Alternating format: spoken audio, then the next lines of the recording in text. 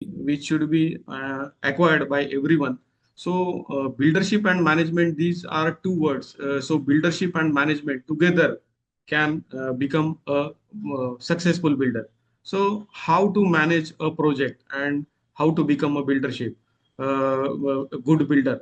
So to go for a buildership management, we should know resource management, how to start the project. Just सरांनी आपल्याला जसं आता सांगितलंय की बिल्डरशिप मध्ये उतरताना आपल्याला काही गोष्टी या माहीत असायला हव्या, की प्रोजेक्ट कसा निवडायचा, त्याच्यासाठी साईट कशी निवडायची, त्याला आपण जसं रेरा हा शब्द ऐकतो, तर रेरा कसा अप्लाय होतो, कधी अप्लाय होतो, या सगळ्या गोष्टी आपल्याला माहीत असणं गरजेचं आहे.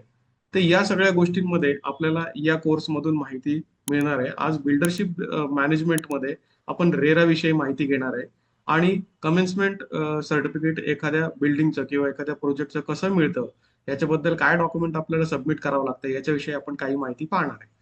बिल्डरशिप मॅनेजमेंटमध्ये आपल्याला मुख्यत्वे करून रिसोर्स मॅनेज करावे लागतात आणि बिल्डर बनण्याकरता काही इनिशियल गोष्टी ज्या आहेत त्या आपल्याला त्याचं स्किल घ्यावं लागतं.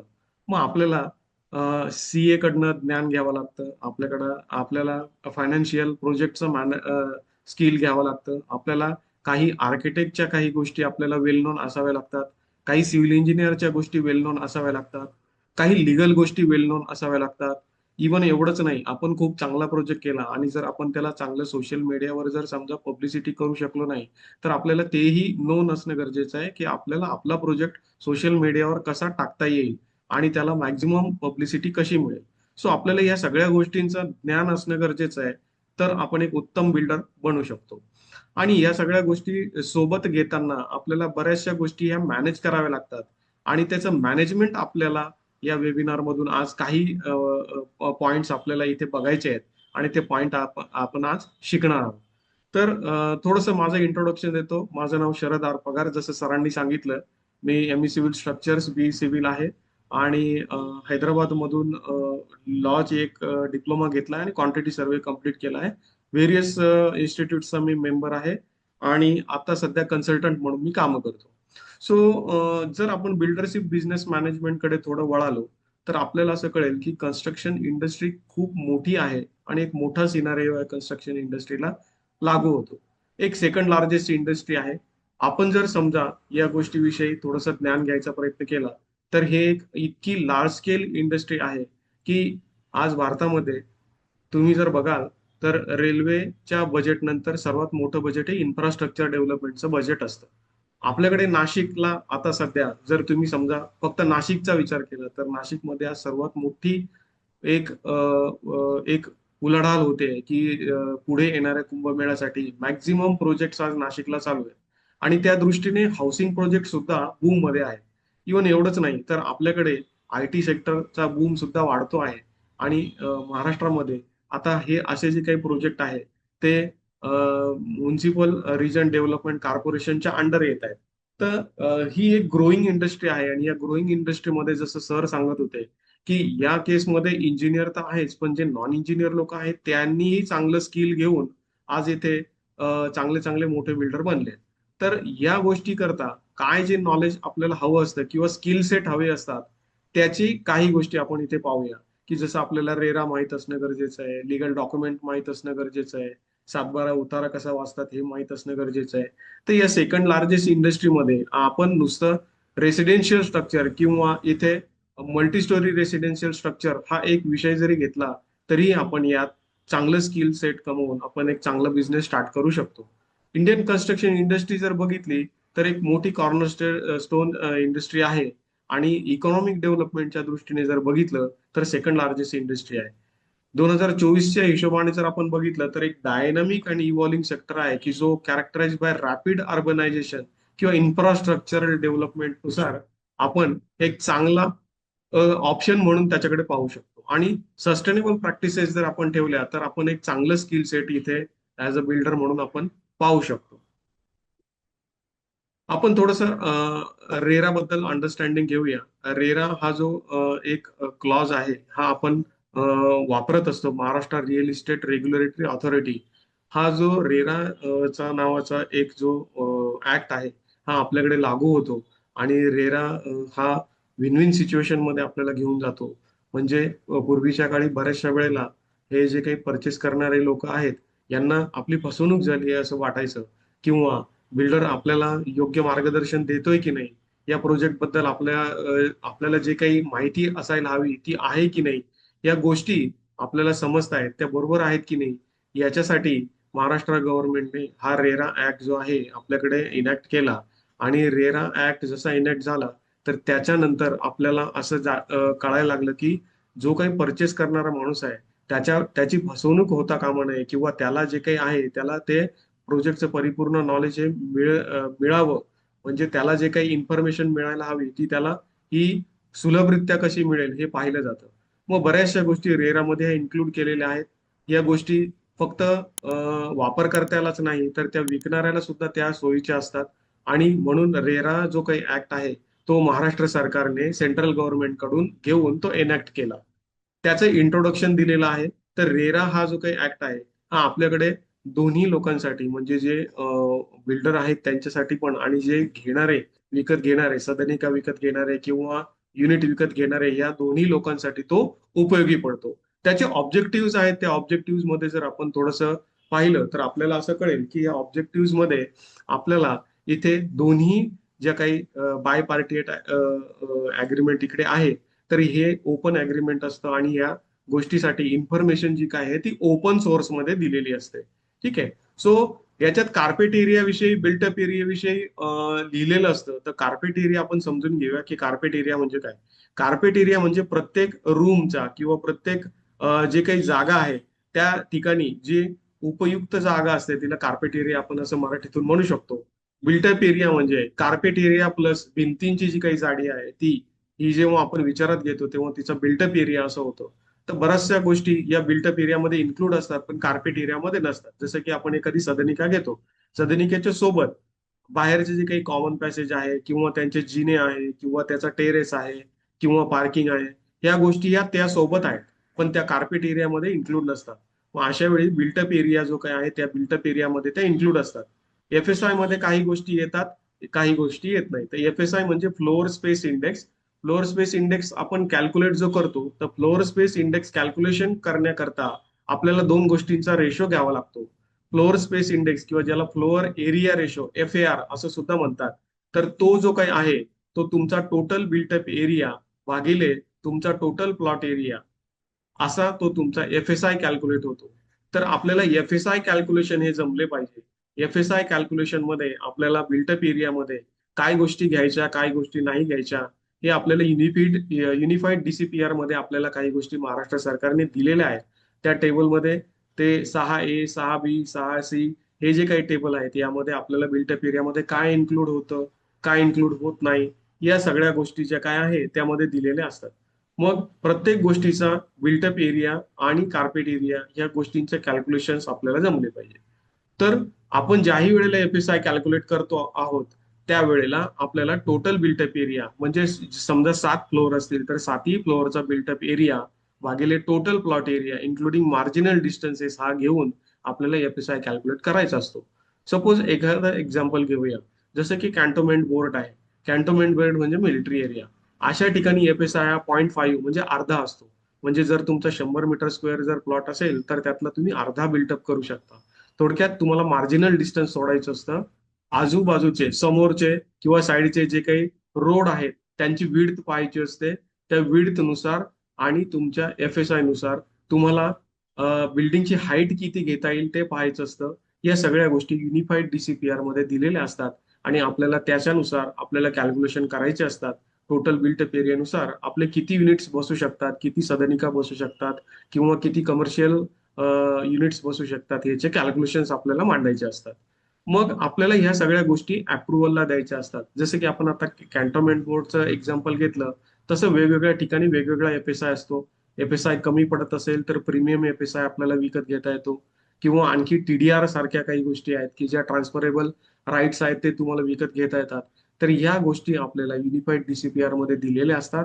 आर्किटेक्ट आपल्याला हे सगळे कॅल्क्युलेशन सांगतात, शिकवतात आणि आपण हे शिकल्यानंतर आपले युनिट किती बसू शकतात हे आपण इथे कॅल्क्युलेट करू शकतो. मग आपल्याला अप्रुव्हल साठी ह्या गोष्टी पुढे म्युन्सिपल रिजन डेव्हलपमेंट कॉर्पोरेशनला द्याव्या लागतात आणि मग आपण ते अप्रुव्हल करून घेत असतो. आपल्याला डॉक्युमेंटेशन करावं लागतं रेरासाठी. जर आपला 500 मीटर स्क्वेअर पेक्षा मोठा प्लॉट असेल तर आपल्याला रेराला मस्ट आहे, रेराला जावं लागतं है ना. आणि या गोष्टींसाठी अपडेटेड नॉलेज आपल्याला घ्यावं लागतं. अप्रुव्हलसाठी किंवा कमेन्समेंटसाठी काय डॉक्युमेंट लागतात हे या स्लाइड्सच्या मध्ये आपण इन्क्लूड केलेलं आहे. आपण त्याच्याविषयी पण चर्चा करू. ठीक आहे. सो रेरा इथे अंडरस्टँड होतोय असं आपण समजूया आणि पुढे सरकूया. मग कुठल्या प्रकारच्या हाऊसिंग स्कीम आहेत ते आपल्याला बघावं लागतं. सिलेक्शन ऑफ फ्लॅट साईज किंवा लोकॅलिटीनुसार कुठल्या प्रकारचा फ्लॅट घ्यायला हवा हे आपल्याला याचा अंदाज बांधायचा असतो. है ना. समजा प्राईम लोकेशन असेल किंवा एकदम प्राईम रोड्स असतील, लोकॅलिटी चांगली असेल तर त्या ठिकाणी आपल्याला फ्लॅट साईज चांगली घेता येते. त्या दृष्टीने आपल्याला रोड फ्रंट हा किती आहे हे पाहावं लागतं. इवन आपल्याला काही गोष्टी ह्याही बघावं लागतात की जर समजा आता नाशिकचं एक्झाम्पल घेतलं किंवा छत्रपती संभाजीनगरचं एक्झाम्पल घेतलं किंवा इन अँड अराउंड शिर्डीचं एक्झाम्पल घेतलं, ज्या आजूबाजूला एअरपोर्ट आहेत, तर त्या ठिकाणी काही फनेल झोन नावाचा प्रकार सरकारने पब्लिश केलेला असतो. त्या फनेल झोन व्यतिरिक्त त्याच्या काही रेग्युलेटरी असतात की नियम असतात की या पर्टिक्युलर उंचीच्या वरती आपल्याला बांधकाम करता येत नाही. तर अशा गोष्टींच्या सुद्धा नियमांमध्ये आपल्याला बिल्डिंगची उंची ही बसवावी लागते. मग फ्लॅट साईज काय असायला पाहिजे, लोकॅलिटी काय असायला पाहिजे, त्या हिशोबाने आपण अमेनिटीज किती द्यायला पाहिजे हे आपण ठरवलं पाहिजे. हाऊसिंग प्रोजेक्ट कसा असायला पाहिजे, मग तो मीडियम ग्रुप आहे किंवा लो इन्कम ग्रुप आहे किंवा हाय इन्कम ग्रुप आहे. थोडक्यात HIG प्रोजेक्ट, MIG प्रोजेक्ट किंवा LIG प्रोजेक्ट याविषयी आपल्याला स्किल घेणं गरजेचं आहे. मग आपल्याला जर लो इन्कम ग्रुप असेल किंवा तुमच्या एखाद्या सिटीच्या आउटस्कर्टला प्रोजेक्ट असतील तर त्या हिशोबाने अम्युनिटीज तुम्हाला स्पेसिफाय कराव्या लागतात. त्या हिशोबाने फ्लॅटचं बजेट ठरतं आणि तुमची फ्लॅटची साईज ठरते. मिडियम इन्कम ग्रुप असेल तर त्या हिशोबाने तुम्हाला विचार करावा लागतो. हाय इन्कम ग्रुप असेल, तुम्ही त्यांच्यासाठी जर ते टार्गेट करत असाल तर त्या हिशोबाने तुम्हाला अम्युनिटीज या प्लॅन करायचे असतात. सो हाऊसिंग प्रोजेक्टच्या टाईपनुसार आपल्याला निर्णय घ्यावे लागतात. सपोज प्लॉट सिलेक्शन आहे, जसं मी तुम्हाला एक्झाम्पल दिलं की आपल्याला फ्लोअर स्पेस इंडेक्स किंवा फ्लोअर एरिया रेशो हा कॅल्क्युलेट करायचा असतो. बाजूच्या चित्रामध्ये आपल्याला दाखवलं आहे की एरिया ऑफ फ्लोअर जो काही आहे, समजा नंबर ऑफ फ्लोअर जेवढे असतील तेवढ्या नंबर ऑफ फ्लोअरचा प्रत्येकाचा आपल्याला बिल्टअप एरिया कॅल्क्युलेट करायचा असतो. मग तो प्रत्येक फ्लोअरचा जो काही कॅल्क्युलेटेड एरिया आहे त्याच्यानुसार आपल्याला आपल्या प्लॉटची साईज माहिती असते. त्याच्यानुसार आपल्याला फ्लोअर स्पेस इंडेक्स काढायचा असतो. या सगळ्या कॅल्क्युलेशन मध्ये आपल्याला प्लॉट साईज माहीत असणं गरजेचं आहे.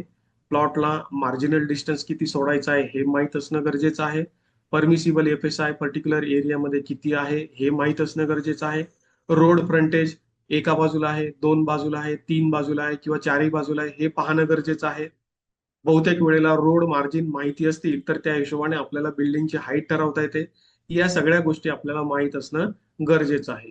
त्या हिशोबाने आपल्याला किती नंबर ऑफ युनिट्स बसू शकतात किंवा किती बिल्टअप एरिया आपण कव्हर करू शकतो त्या पर्टिक्युलर प्लॉटमध्ये हे ठरतं. ठीक आहे. सो या सगळ्या गोष्टी आपल्याला माहित असणं गरजेचं आहे. माझ्या मते आपल्याला फ्लोअर स्पेस इंडेक्स किंवा फ्लोअर एरिया रेशो ही गोष्ट आता समजली असेल. तर आपल्याला नंबर ऑफ युनिट्स किती ठरवायचे आहे त्याच्यावरून आपल्याला फ्लोअर स्पेस इंडेक्स किंवा प्रीमियम FSI किंवा TDR या गोष्टींचा कॅल्क्युलेशन करावं लागतं. प्लॉट सिलेक्शन करताना आपल्याला जसं मी तुम्हाला म्हटलं की फ्रंटेज किती आहे तो आपल्याला विचारात घ्यावा लागतो.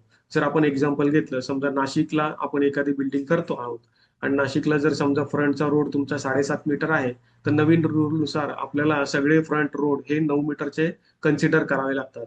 या केसमध्ये 7.5 मीटर पैकी जर समजा अद्ययावत आत्ताचा रोड जो आहे तो 7.5 मीटर आहे आणि भविष्य काळात त्या रोडची रुंदी ही 9 मीटर होणारी आहे, तर आपल्याला 1.5 मीटर पैकी अर्धा रोड आपल्याला आपल्या प्लॉटमधून सोडावा लागतो.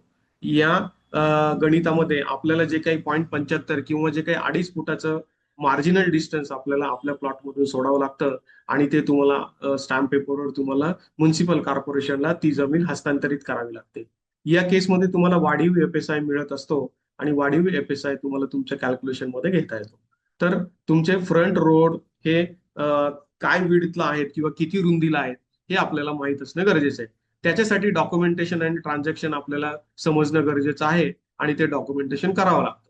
मग या पर्टिक्युलर केसमध्ये ज्या एक्झाम्पलमध्ये आपण पाहिलं की जिथे फ्रंटेज हा 7.5 मीटरचा आहे, तर तो 9 मीटरचा कन्सिडर करून आपल्याला कॅल्क्युलेशन करावी लागतात. त्या हिशोबाने आपल्याला FSI वाढीव मिळतो, जे जेवढी जागा आपण त्यांना देतोय, म्युन्सिपल कॉर्पोरेशनला हस्तांतरित करतोय, त्याचा आपल्याला FSI मिळतो आणि त्या FSI नुसार नवीन रिवाइज कॅल्क्युलेशन आपल्याला सादर करावे लागतात. पुढे बघूया आपण की प्रोजेक्ट इस्टिमेशन किंवा बजेटिंगचा काय फरक पडतो. प्रोजेक्ट एक्सपेंडिचर आपल्याला माहित असणं गरजेचं आहे आणि प्रोजेक्ट एक्सपेंडिचर आपण जर काढलं तर आपल्याला प्रॉफिट कॅल्क्युलेशन करता येतं. बऱ्याचशा वेळेला आपल्याला आपण जेव्हा कॅल्क्युलेशन करतो तेव्हा डायरेक्ट कॉस्ट, इनडायरेक्ट कॉस्ट किंवा ओव्हरहेड्स हे काढणं गरजेचं असतं. आणि ह्या गोष्टींकरता जेव्हा कॅल्क्युलेशन करतो त्यावेळेला कंटिंजन्सी सुद्धा विचारात घ्याव्या लागतात. जसं इथे एक हिरवा त्रिकोण दिसतोय, तो कंटिंजन्सी फंड म्हणून दाखवतो. बऱ्याचशा वेळी आपण सगळ्या गोष्टी ह्या कन्सिडर करतो, पण काही गोष्टी ज्या कन्सिडर होत नाहीत त्या आपल्याला या केसमध्ये कंटिंजन्सीज मध्ये घ्याव्या लागतात. प्रोजेक्ट एक्सपेंडिचर जर आपण प्रॉबेबल कॉस्ट जर काढू शकलो तर आपल्याला प्रॉफिट कॅल्क्युलेशन काढता येतं. बऱ्याचशा वेळेला प्रोजेक्टचे बॅलन्स शीट जर बनवता आले तर आपल्याला आपला प्रॉफिट किती आहे, एक्झॅक्ट इनडायरेक्ट कॉस्ट किती आहे, डायरेक्ट कॉस्ट किती आहे आणि मग आपल्याला इतर गोष्टींसाठी कॉस्ट कॅल्क्युलेशन कसे आहे ते आपल्याला करता येतात. प्रोक्युअरमेंटचं जर उदाहरण घेतलं तर आपल्याला जे काही मटेरियल कॅल्क्युलेशन आपण करतोय, जे इंडेंटिंग करतोय, तर मटेरियल कॅल्क्युलेशनसाठी आपल्याला या गोष्टींकरता प्रोक्युअरमेंट आपल्याला जमली पाहिजे. मग कन्स्ट्रक्शन मटेरियल जसं की आपण आता वेगवेगळे टॅक्सेशन वगैरे बघतो, तर त्या हिशोबाने आपल्याला प्रोक्युरमेंट करता येणं गरजेचं आहे. वेंडर किंवा कॉन्ट्रॅक्टर सिलेक्शन जमणं गरजेचं आहे. आपण सब कॉन्ट्रॅक्ट करत असतो बऱ्याचशा वेळेला. एखादा बिल्डर जे काही आहे ते तुमचं जे काही बिल्डिंग आहे ते वेगवेगळ्या छोट्या छोट्या सेक्टरमध्ये ते सब कॉन्ट्रॅक्टिंगला किंवा कॉन्ट्रॅक्टरला देत असतो. जसं की एक्झाम्पल आपण एक्सकॅव्हेशनचं घेऊया. एक्सकॅव्हेशनच्या कॉन्ट्रॅक्टरला आपण जेव्हा देतोय त्यावेळेला बेसमेंट असेल तर मोठा खड्डा खंदावा लागतो, मास एक्सकॅव्हेशन असतं, किंवा RCCचे जर समजा तुमचे फुटिंग असेल तर छोटे छोटे खड्डे येतात. अशा वेळेला तुम्हाला तुमचा कॉन्ट्रॅक्टर फायनल करणं गरजेचं असतं. किंवा वेंडर जर म्हणाल तर आपल्याला मटेरियल सिलेक्शन करणं, वेंडर सप्लाय जो काही मटेरियल सप्लाय करतोय त्याचं कम्पॅरेटिव्ह स्टेटमेंट बनवणं, या सगळ्या गोष्टी या बिल्डरशिप मॅनेजमेंटमध्ये आपल्याला करता येणं गरजेचं आहे. आपल्याला निगोशिएशन करता येणं गरजेचं आहे. बऱ्याचशा वेळेला आपण प्रोजेक्टचे कॉस्ट जेव्हा आपण विचारात घेतो तर आपल्याला बऱ्याचशा गोष्टी या प्रोजेक्टच्या दृष्टीने या बल्क ऑर्डर आपण करत असतो. तर अशा वेळी आपण निगोशिएशनचं जे काही टूल आहे किंवा ऍडव्हान्टेज आपण घेतला पाहिजे आणि आपण निगोशिएशन आपल्याला करता आलं पाहिजे. तर बऱ्याचशा वेळेला तुमचा प्रॉफिट मार्जिन हा वाढू शकतो जर तुम्ही चांगले निगोशिएटर असाल तर. तर या केसमध्ये तुम्ही प्रोजेक्टसाठी तुम्ही चांगल्या पद्धतीने तुम्ही निगोशिएटर जर असाल तर तुम्ही योग्य पद्धतीने तुमचा प्रॉफिट इन्क्रीमेंट करू शकता. रेट अनालिसिस करणं गरजेचं आहे. रेट अनालिसिस म्हणजे बऱ्याचशा वेळेला काय असतं की पर मीटर क्यूब किंवा पर मीटर स्क्वेअर किंवा ब्रासच्या हिशोबाने जशी कामं चालतात त्या हिशोबाने बहुतेक वेळा आपले वेगवेगळे काही कन्स्ट्रक्शनचे आयटम आहेत तर त्याचं रेट अनालिसिस करता आपल्याला आलं पाहिजे. मग पर्टिक्युलरली ज्या वेळेला आपण काम करतोय तेव्हा मार्केटमध्ये काय रेट चालू आहे, लेबर कॉस्ट काय आहे, मटेरियल कॉस्ट काय आहे, इक्विपमेंट कॉस्ट काय आहे, त्याच्यावर मी प्रॉफिट किती पकडतो आहे किंवा समोरच्या कॉन्ट्रॅक्टरला जेव्हा देतोय त्यावेळेला आपण रेट अनालिसिस आपल्या हाती असणे गरजेचे आहे, जेणेकरून समोरचा व्यक्ती जेव्हा तुम्हाला रेट कोट करतोय त्यावेळेला तुम्हाला बऱ्यापैकी एक अंदाज असतो की जो काही रेट येतोय तो ±10% तो तुम्ही निगोशिएबल पकडू शकता. तर रेट अनालिसिस जर आपल्याला करता आला तर कदाचित निगोशिएशन्स मध्ये आपण उजवे असू शकतो. बऱ्याच वेळी मटेरियल्स मॅनेजमेंटचा जेव्हा विचार करतो तेव्हा मटेरियलची क्वालिटी माहित असणं गरजेचं आहे. व्हिज्युअल इन्स्पेक्शन्स आपल्याला जमली पाहिजे. व्हिज्युअल इन्स्पेक्शन मध्ये जसं आपण एक एक्झाम्पल घेऊया की सिमेंट जर व्हिज्युअल इन्स्पेक्शनने चेक करायचं असेल तर तुम्ही सिमेंट विकत घेताना तुम्हाला गोणी जेव्हा ओपन करतो सिमेंटची तर त्याला सिमेंट थंड लागायला पाहिजे. सिमेंटच्या गोणीवर मॅन्युफॅक्चरिंग डेट लिहिलेली असते, एक्सपायरी डेट लिहिलेले असतात. तर तुम्हाला या केसमध्ये सिमेंटची एक्सपायरी डेट माहिती असणं गरजेचं आहे. ते कुठल्या ग्रेडचं सिमेंट आहे, 43 ग्रेडचं सिमेंट आहे, 53 ग्रेडचं सिमेंट आहे, हे माहित असणं गरजेचं आहे. ते PPC सिमेंट आहे किंवा OPC सिमेंट आहे, ऑर्डिनरी पोर्टलँड सिमेंट, याविषयी माहिती असणं गरजेचं आहे. जसं मी तुम्हाला सांगितलं सिमेंट व्हिज्युअल इन्स्पेक्शनने चेक करायचं असेल तर मग तुम्ही ते थंड लागतंय का, ग्रीन दिसतंय का, त्याची पावडर फॉर्म लागते का, लम्स तर लागत नाहीये ना, किंवा सिमेंटची चिमटी पाण्यावर जर टाकली, बकेट फुल ऑफ पाण्यामध्ये जर टाकली, तर सिमेंटचे चिमटी ही काही काळ ती स्थिर असायला हवी पाण्यावर आणि मग ती सिंक व्हायला हवी, है ना. तर ह्या अशा काही व्हिज्युअल इन्स्पेक्शनने सुद्धा तुम्हाला मटेरियल ओळखता आलं पाहिजे. तुम्हाला मटेरियलची परचेस करता आली पाहिजे. सिमेंट सारख्या गोष्टी किंवा इतर काही केमिकल्स जे काही आपण वापरतो किंवा हॅझार्डस मटेरियल आहे, तर त्याचं स्टोरेज तुम्हाला करता यायला हवं. तुम्हाला मटेरियल्स मॅनेजमेंट जमली पाहिजे. तर मटेरियल्स मॅनेजमेंट करताना जसं first in first out cement करता आपण एक मेथड आहे की जे सिमेंट पहिले विकत घेतलं ते पहिले वापरलं गेलं पाहिजे. अशा काही मेथड असतात त्या मटेरियल्स मॅनेजमेंटमध्ये आपल्याला यूज करायला लागतात. म्हणजे आपण जर एक एक्झाम्पल पाहिलं की बिल्डरशिप मॅनेजमेंट हा जो काही शब्द आहे, तर बिल्डरशिप हे एक प्रकार आहे की तुम्ही कन्स्ट्रक्शन करता, पण मॅनेजमेंटमध्ये जसे इतर प्रकारचे रिसोर्सेस आहे त्यापैकी मटेरियल एक रिसोर्स आहे. आपण जर एक्झाम्पल घेतलं तर 4M आणि 1T असे रिसोर्सेस असतात. 4M म्हणजे M for material, M for money, M for ह्या ज्या काही गोष्टी आहेत तर तुम्हाला त्या मॅनेज कराव्या लागतात. मटेरियल, मेन, मनी या गोष्टी तुम्हाला मॅनेज कराव्या लागतात. आणि 1T म्हणजे टाइम. तर हे रिसोर्स मॅनेज करता आले तर आपण एक चांगला मॅनेजर होऊ शकतो. RMC किंवा साईट मिक्स, मग आपल्याला बऱ्याचशा वेळेला आपण साईटवर कॉन्क्रीट बनवतो किंवा RMC कडनं कॉन्क्रीट रेडी मिक्स कॉन्क्रीट मागवतो, है ना. तर आपल्याला ह्या गोष्टींचे बऱ्याचशा वेळेला स्पेसिफिकेशन माहीत असणं गरजेचं आहे. मटेरियल सिलेक्शनच्या वेळी आपल्याला स्पेसिफिकेशन माहीत असणं गरजेचं आहे. बऱ्याचशा वेळेला आपण मार्बल आणि ग्रॅनाइट या दोन गोष्टी आपल्याला बऱ्याचशा वेळेला सारख्याच वाटतात. पण आपण जर नीट त्याचा उहापोह केला किंवा त्याचं जर ओरिजिन शोधलं, तर आपल्याला असं कळतं की ग्रॅनाइट हा अग्निजन्य खडक आहे, है ना, इग्नियस रॉक आहे. आणि मार्बल जो काही आहे हा मेटामॉर्फिक रॉक आहे, है ना. तर मग त्या हिशोबाने जर बघितलं तर इग्नियस रॉक किंवा जो अग्निजन्य खडक आहे त्याचा टफनेस जास्त आहे, मार्बलचा कमी आहे. मग या केसमध्ये तुम्हाला कळतं की मार्बल कुठे वापरायला पाहिजे किंवा ग्रॅनाइट कुठे वापरायला पाहिजे. आपण सर्वस्वी चर्चा करताना मार्बल किंवा ग्रॅनाइट हे अगदी सिमिलर आहेत असंच पकडून चालतो, पण आपल्याला त्याचं ओरिजिन माहित असणं गरजेचं आहे. तर मटेरियल्स मॅनेजमेंटमध्ये या छोट्या छोट्या गोष्टी आहेत की ह्या आपल्याला माहिती असणं गरजेचं आहे. आपण जर सेल्स पाहिलं, जसं मी तुम्हाला म्हटलं की आपण खूप छान प्रॉडक्ट बनवलं पण ते जर विकता नाही आलं तर प्रॉब्लेम होऊ शकतो. मग आपल्याला सेल्सचे पॉइंटर्स माहित असायला पाहिजे, त्याचे मार्केटिंग करता आलं पाहिजे. बिल्डर्सचे पॉईंट ऑफ व्ह्यू ने आपण विचार करायला पाहिजे की आपण काय कन्स्ट्रक्ट करतोय आणि ते कुठल्या पद्धतीने आपण ते विकायला पाहिजे. त्याचे कॅल्क्युलेशन करता आले पाहिजे. फ्लॅटची कॉस्ट काढता आली पाहिजे. फ्लॅटच्या कॉस्टमध्ये आपण बऱ्याच वेळी आपल्याला कॉस्ट इन्क्लूड करताना direct cost, indirect cost, profit, जमिनीची कॉस्ट या सगळ्या गोष्टी, इव्हन त्याच्या कॉर्पोरेशनला प्लॅन करतानाच्या तुमच्या कॉस्टिंग, या सगळ्या कॉस्ट पकडूनच तुम्हाला फ्लॅटची कॉस्ट काढता यायला पाहिजे. तेव्हा आपल्याला हे कॅल्क्युलेशन जमले पाहिजे.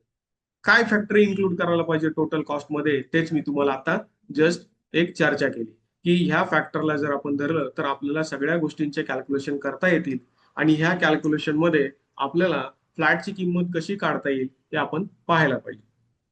नेक्स्ट जर पाहिलं तर प्रोजेक्ट एक्झिक्युशन, ऍक्च्युअल एक्झिक्युशन जेव्हा चालतंय बिल्डरशिपमध्ये त्यावेळेला तुम्हाला प्रोजेक्टचा फ्लो माहिती असणं गरजेचं आहे. जसं मी तुम्हाला म्हटलं की एखादा प्रोजेक्ट चालू करायचा असेल तर आपल्याला पहिले साईट क्लीन करायला हवी, मग त्याची सेटिंग आउट प्लॅन करायला हवा, मग त्याचे खड्डे खणले जातील किंवा त्याचं मास एक्सकॅव्हेशन होईल, मग तुमचं प्लेन सिमेंट कॉन्क्रीट तयार होईल, मग तुमचे फुटिंग येतील, मग कॉलम येतील तुमच्या जमिनीपर्यंतचे, मग ग्राउंड बीम किंवा प्लिन बीम येतील, मग त्याच्यावरती तुमचे छोटे स्टब कॉलम येतील प्लिंथ पर्यंतचे, मग तुमची प्लिंथ भरली जाईल, मग तुमचे सुपरस्ट्रक्चरचे कॉलम येतील, मग बीम आणि स्लॅब होईल, एक माळा तयार झाला. अशा पद्धतीने तुम्हाला प्रोजेक्टचा फ्लो माहिती असणं गरजेचं आहे. ऍक्टिव्हिटी काय चालतात या साईटवर तुम्हाला माहिती असणं गरजेचं आहे. बऱ्याचशा वेळेला प्रोजेक्टचा जो काही प्रोग्रेस आहे तो प्रोग्रेसचे रिपोर्ट तुम्हाला पाहता आले पाहिजे. मनी आणि मॅनपॉवर मॅनेजमेंट आपल्याला जमली पाहिजे. जसं मी तुम्हाला म्हटलं रिसोर्स मॅनेजमेंट एक की पॉइंट आहे की तुम्हाला बिल्डरशिप मॅनेजमेंट जर करायची शिकायची असेल तर आपल्याला रिसोर्स मॅनेज करता आले पाहिजे. बिल्डर प्रोसेस ऑफ बिल्डर जी काय आहे, purchase of plot till handover of project, या गोष्टी आपल्याला समजून घेणं गरजेचं आहे की प्लॉट निवडीपासून तर आपल्याला तो प्रोजेक्ट कम्प्लीट करेपर्यंत आणि तो त्याच्याही पुढे जाऊन तो प्रोजेक्ट सेल करताना त्याची पब्लिसिटी करताना हे जे काही वेगळे वेगळे फॅसेट आहे हे आपल्याला कळायला पाहिजे. मग जसं प्लॉट सिलेक्शन आहे, प्लॉटचा सातबारा चेक करणं, प्लॉटची वंशावळी चेक करणं, प्लॉट किती नावाने हस्तांतरित झाला हे माहीत असणं, है ना. आपल्याला हे सगळे हे आपल्याला 7/12 विषयी सुद्धा वाचता येणं गरजेचं आहे. टॅक्सेशन जसं म्हटलं की इन्कम टॅक्स आपल्याला कळायला पाहिजे, आपण इन्कम टॅक्स कसा भरतो, कसा घेतो, कसा देतो.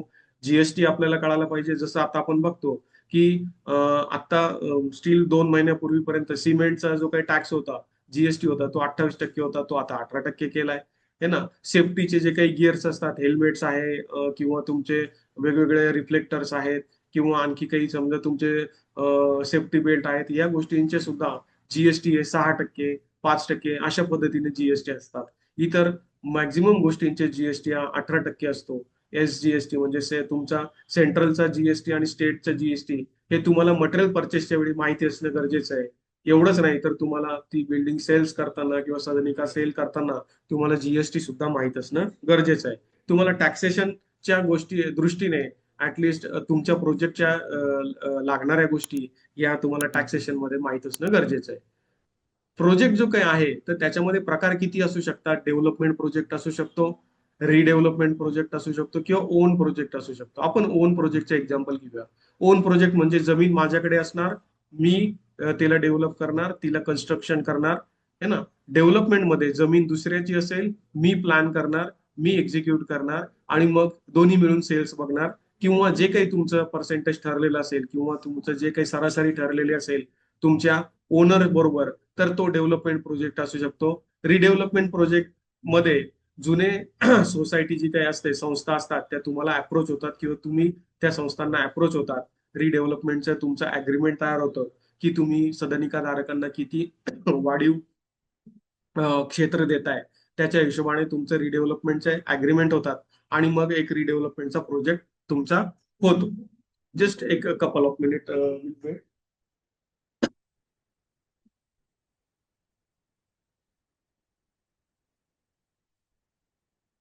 तर अशा प्रकारे प्रोजेक्टचे हे 3 प्रकार असू शकतात: ओन प्रोजेक्ट, डेव्हलपमेंट प्रोजेक्ट किंवा रिडेव्हलपमेंट प्रोजेक्ट.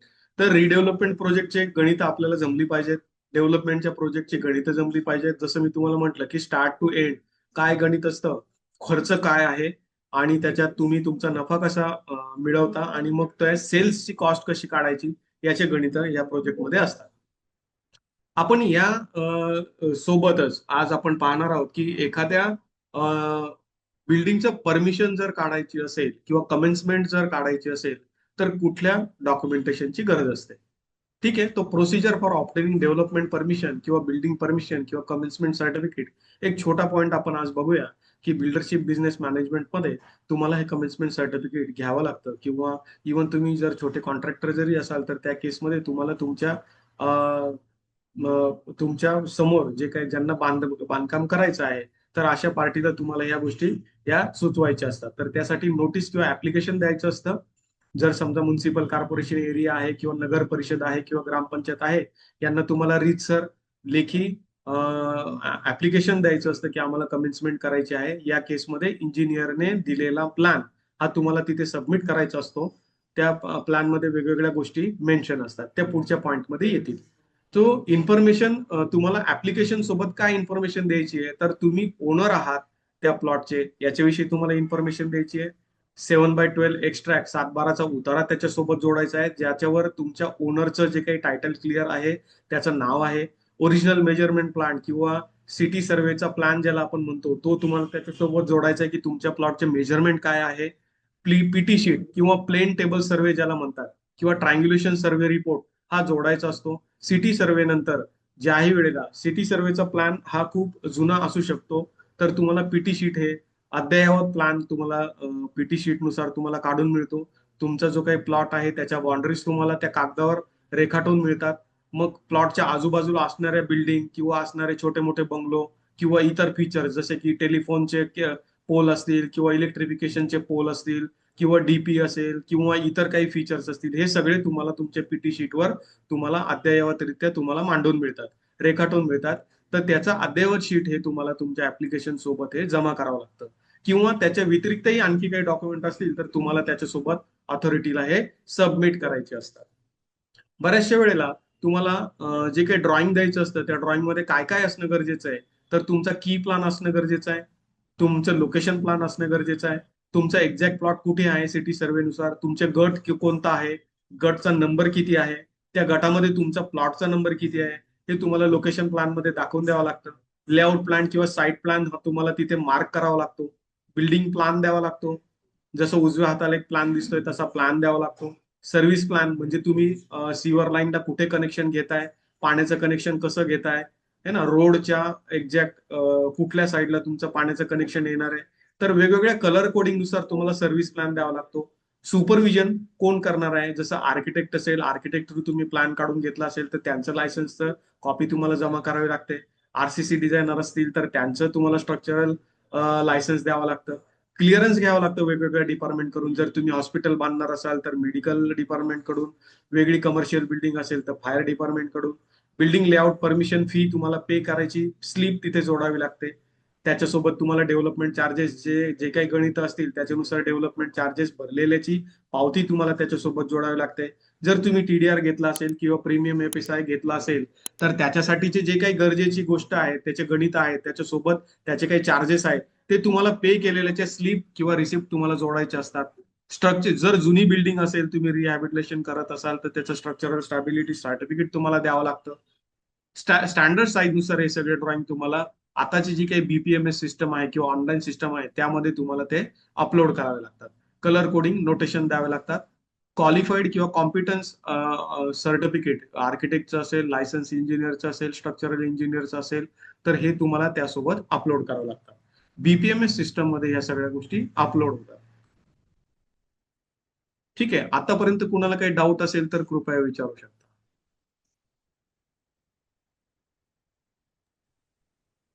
सर, म्हणजे प्रेझेंटेशन झालं असेल तर आपण सगळे क्वेश्चन एक सोबत घेऊया. बरं बरं, ठीक आहे सर. एक दोन स्लाइड आहेत आपण त्या घेऊया आणि येस. मग क्वेश्चन आन्सरला चालू करूया. सर, आपण इथे काही जे आहेत, जसं मी तुम्हाला म्हटलं की आपल्याला प्रोजेक्ट फ्लो माहीत असणं गरजेचं आहे. तर इथे काही आयटम्स मांडले आहेत, जसं एक्सकॅव्हेशन पासून फायर फायटिंगच्या वर्क पर्यंत. तर साधारणतः आपल्याला इथे सगळे आयटम्स जे काही आहेत त्याची एक लिस्टिंग केलेली आहे. एक्सकॅव्हेशन करावं लागतं, फुटिंगचं कॉन्क्रीट आहे, कॉलिमचं कॉन्क्रीट आहे, स्लॅबचं कॉन्क्रीट आहे किंवा पडदीचं कॉन्क्रीट आहे, वॉटर टँक्स आहेत, ग्राउंड बीम्स आहेत, प्लेन सिमेंट कॉन्क्रीट आहे, टीएमटी स्टील आहे. तर हे सगळे आयटमचे एक वेगळी एक लिस्ट आहे की याच्यानुसार आपल्याला एक्झिक्युशन ऑफ वर्क किंवा फ्लो ऑफ वर्क हा पाहायचा असतो. यामध्ये इलेक्ट्रिफिकेशन आहे, प्लंबिंग आहे, एलिव्हेशनल वर्क आहे. हे सगळ्या गोष्टी ज्या वेगवेगळ्या कलर कोडिंग मध्ये दाखवल्या आहेत, तर साधारणतः तुमच्या बिल्डिंगला काय खर्च येऊ शकतो तर आपण इथे पाहू शकतो की साधारणतः 4% प्लंबिंगला खर्च येतो, फायर फायटिंगला 2% खर्च येतो. एक्सकॅव्हेशनला इथं झिरो दिसतो पण ऍक्च्युली तो 0 समथिंग 2 डिजिट मध्ये पुढच्या आहे. तर मास एक्सकॅव्हेशन मध्ये तो खर्च झिरो जरी दिसत असला तरी तो सेकंड डिजिट इथे नाही दाखवते. फुल प्रूफ एक नंबर तो सिंगल डिजिट दाखवतोय. तर एक साधारणतः आपल्याला अंदाज येतो की कॉन्क्रीटचं जे काही स्ट्रक्चर आहे तुमचं स्केलेटॉन आरसीसी स्ट्रक्चर जे काय आहे, तर साधारणतः आरसीसी स्ट्रक्चर तुमचं टोटल फक्त स्केलेटॉन हे साधारणतः 42 ते 43% हे तुमचं घेत असतं, कॉन्क्रीट आणि टीएमटी स्टील. तर एक साधारणतः एक अंदाज द्यायचा इथे एक प्रयत्न केला आहे. या पायचार्ट मध्ये आपल्याला दिसतंय की साधारणतः कुठले ऍटम येतात आणि साधारणतः किती पर्सेंटेज आहे. सो इथे एक अंदाज देण्याचा एक प्रयत्न केलेला आहे. तर तुम्ही जर कॉन्क्रीट पाहिलं तर कॉन्क्रीट आणि टीएमटी स्टील हे दोन्ही मिळून साधारणतः या पर्टिक्युलर एका प्रोजेक्टमध्ये 44% होतात. तर आपण एक अंदाज बांधू शकतो. एक ढोबळ जर अप्रॉक्सिमेट इस्टिमेट करायचं ठरलं तर आपण एक ढोबळ मानाने किंवा टेंटेटिव्ह गणित मांडू शकतो. साधारणतः एवढ्या ऍक्टिव्हिटी आपल्याला कमीत कमी कन्सिडर कराव्या लागतात एखाद्या प्रोजेक्टमध्ये आणि आपल्याला एक अंदाज येऊ शकतो की आपण कुठल्या पद्धतीने एक अप्रॉक्सिमेट इस्टिमेट करू शकतो. तर आपल्याला इथे वेगवेगळे फॅसेट्स आपण पाहिले, कमेन्समेंट पाहिल्या, रेरा बद्दल थोडी माहिती पाहिली. तर इथे मी हा स्लाइड शो थांबवतो आहे. जर कोणाला क्वेश्चन असतील तर ते विचारू शकतात. Sir, over to you. Audience, over to you. Yes, thank you so much sir. आणि खूप छान एक कमी टाइम मध्ये सरांनी आज आम्हाला आपल्याला सगळ्यांना एक ओव्हरऑल जर्नी कशी असते, काय काय प्रोजेक्ट हेड्स असतात, काय काय कॉस्टिंग इन्व्हॉल्ड असते, एक प्रोजेक्ट मॅनेज करायचं असेल तर त्याच्यामध्ये मेन मशिनरी, मटेरियल आणि मॅनेजमेंट हे 4 तुम्हाला मॅनेज करायचे असतात. आणि हे इफेक्टिव्हली कसे मॅनेज करायचे आणि ओव्हरऑल ऑप्टिमम प्रॉफिट तुम्ही कसं करायला पाहिजे. एक प्रोजेक्ट एक्झिक्युशनला खूप साऱ्या अशा छोट्या छोट्या गोष्टी असतात की ज्याचं कदाचित तुम्हाला आत्ताच्या घडीला नॉलेज नाहीये. पण जेव्हा तुम्ही ऍक्च्युअल मध्ये प्रोजेक्टमध्ये येतात तेव्हा तुम्हाला या सगळ्या गोष्टींचं नॉलेज मिळतं आणि समजतं की काय काय गोष्टी ज्या छोट्या छोट्या गोष्टी ज्या कन्सिडरेशन मध्ये असल्या पाहिजे, ज्या आपण सुरुवातीला प्लॅनिंग मध्ये करत नाही. सो बिल्डरशिप हा खूप वास्ट, खूप सारे टॉपिक्स असतात त्याच्यामध्ये या बिझनेसमध्ये. पण हे मॅनेज करणं तेवढंच इझी आहे जर का तुम्हाला सगळ्या गोष्टींची मालूमात असेल तर. आणि हे एकदा जर का याचं सूत्र जर का तुम्हाला जमलंय तर या बिझनेसमध्ये अनलिमिटेड पोटेन्शियल आहे. तुम्ही खूप चांगला याच्यामध्ये बिझनेस करू शकतात, प्रॉफिट कमवू शकतात. आजकालच्या घडीला बऱ्याच ठिकाणी असे कॅल्क्युलेशन्स आहे की जेवढी प्लॉटची किंमत त्याच्यापेक्षा तेवढाच तुम्हाला बिल्डिंगच्या प्रोजेक्टमध्ये प्रॉफिट होतो. काही ठिकाणी हा कॅल्क्युलेशन इव्हन अजून हायर असतो. सो याच्यामध्ये तुम्ही कसं या फील्डमध्ये येऊ शकता त्या बिझनेसमध्ये हे तुम्हाला पूर्ण इथे गाईड करणार आहोत. फक्त शरद सर नाही तर तुम्हाला अजून मल्टिपल मेंटॉर्स असणार आहे. ऍक्च्युअल मध्ये जे स्वतः बिल्डर आहे ते पण तुम्हाला इथे गाईड करणार आहे. तुम्हाला लॉयर गाईड करणार आहे. तुम्हाला आर्किटेक्ट इथे या प्रोग्राम मध्ये गाईड करणार आहे. असा आमचा पूर्ण 4 वीक्सचा डिटेल्ड बिल्डरशिप बिझनेस मॅनेजमेंट असा आमचा हा पूर्ण प्रोग्राम आहे की ज्याच्यामध्ये आम्ही तुम्हाला सगळ्या गोष्टी शिकवणार आहोत, काय काय या बिल्डरशिप बिझनेसमध्ये इम्पॉर्टंट आहे. हा प्रोग्राम आम्ही ऑफलाईन सॉरी गेल्या 8 वर्षापासून कंडक्ट करतोय आणि आमच्या या ऑफलाईन प्रोग्राममुळे खूप चांगला प्रतिसाद येतोय. आता आम्ही तोच प्रोग्राम ऑनलाईन कंडक्ट करतोय सो दॅट आम्ही फक्त नाशिक नव्हे, आमचा जो इन्स्टिट्यूट आहे नाशिकची बेस्ड आहे. पण आता आम्ही नाशिक नव्हे तर पूर्ण महाराष्ट्रापर्यंत हा नॉलेज आम्हाला शेअर करायचा आहे आणि जास्तीत जास्त बिल्डर आम्हाला उभे करायचे आहे. आमचे खूप चांगले सक्सेस स्टोरीज आहे. तुम्ही जरूर आमचे जर का सक्सेस स्टोरीजचे व्हिडिओज बघितले तुम्हाला कळेल की काय इम्पॅक्ट आहे आमच्या या प्रोग्रामचा आणि कसं तुमची जर्नी एक चांगल्या स्केलला पोहोचू शकते हे तुम्हाला आमच्या सक्सेस स्टोरीजच्या व्हिडिओने कळेल. तुम्हाला आम्ही शेअर करू आमचे जे काही सक्सेस स्टोरीज आहे त्याची युट्यूब वरती तुम्हाला सगळे दिसतील आमच्या सक्सेस स्टोरीज.